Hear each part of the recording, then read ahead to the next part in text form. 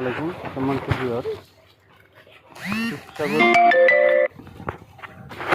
রেখেছিলাম মাচা। তো এখানে মোটামুটি দেখুন কত উঁচু করে রেখেছি, কিন্তু এখানে একটা পেঁয়াজেও কোনো সমস্যা হয়নি। অনেকেই বলে থাকে যে সুখসাগর পেঁয়াজ ঘরে থাকে না, আসলে তাদের ধারণা ভুল।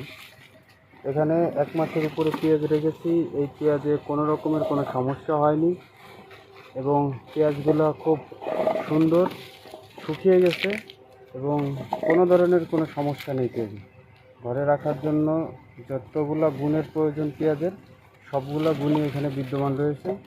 তো আপনারা কম দামে সুখসাগর পেঁয়াজ বিক্রি না করে আপনারা ঘরে রেখে দিতে পারেন। এখানে একটা বিষয় খেয়াল করেন, এই পেঁয়াজটার এখানে ট্যাপ খেয়ে গেছে, তারপরেও পেঁয়াজে কোনো রকমের পচন আসেনি। তার মানে হচ্ছে যে এই পেঁয়াজগুলো ঘরে খুব সহজেই রাখতে পারবেন। সকলে ভালো থাকবেন।